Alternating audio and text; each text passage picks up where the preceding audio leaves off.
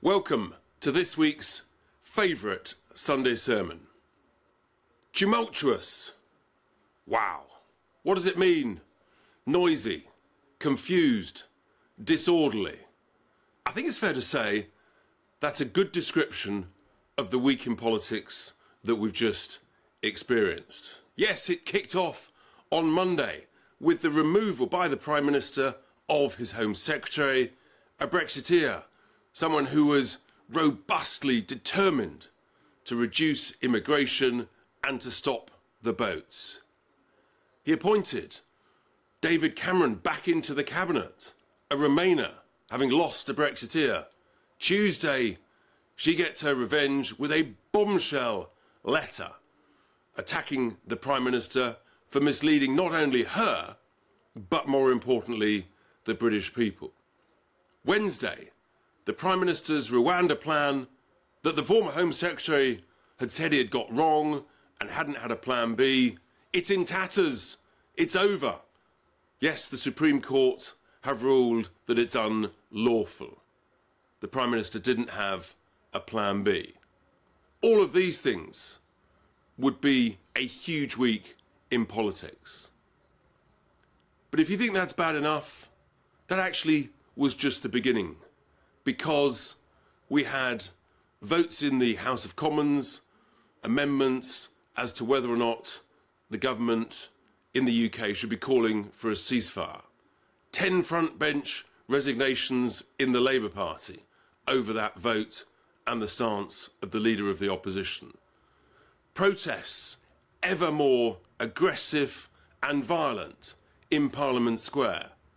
These extreme pro-Hamas supporters targeting the cenotaph, as if you had thought the police would have learnt the lesson from the previous weekend. In those protests, Wednesday night, attacking journalists, attacking camera crew from GB News. Shocking abuse. This, so much worse than when it all started on the first demonstration on October the 9th. You might be thinking, what's going on? If you thought that was bad, it got worse. Thursday, we had the unbelievable sight in the United Kingdom of school children being given time off from school to go to demonstrate outside an MP's office in East London. And what they were doing?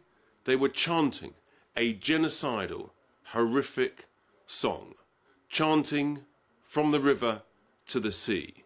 These children were being used as political pawns here in the United Kingdom for events in the Middle East. Those children will have had no idea of the implications of that anti-Semitic chant. But that's where we've got to. That's what happens if you allow extremism to flourish. Just think about the consequences of where this goes. So that's just school children out of one school in one community in East London. But how many other dozens, hundreds of schools with significant numbers of Muslim children, that could also have Jewish children in the same school? Do you see what's happening here?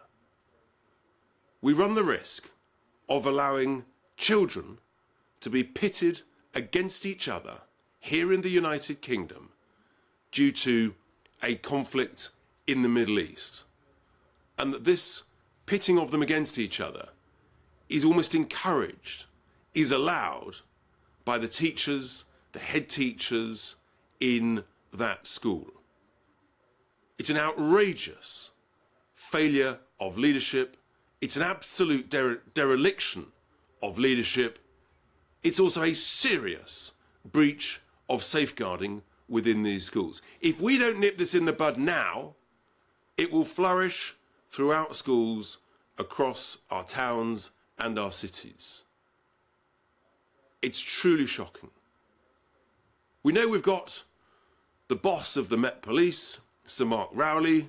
I've been pretty critical of him for what I think is weak leadership. He's been calling on the government to bring in new extremism laws. Well, maybe that's exactly what they should do. The Prime Minister this week talked about emergency legislation on Rwanda. I tell you what, Prime Minister, we need some urgent legislation on this rise in extremism. If the Met Police boss is calling for it, if he's not able, in his view, to stop these protests, then something must be done. We cannot descend into a situation where up and down our country, our school children are being pitted against each other, are being given time off from school to go and demonstrate singing genocidal, anti-Semitic chants. It's totally unacceptable. It's got to stop. Prime Minister, enough is enough. Get a grip, show some leadership. This is an urgent law that needs passing, even before the Rwanda legislation. Because otherwise, I fear these protests, they're going to get more violent, more abusive, journalists, cameras being attacked.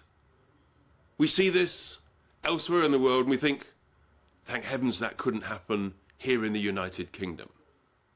It's happening here, folks. It's bad, and we ain't seen the worst yet.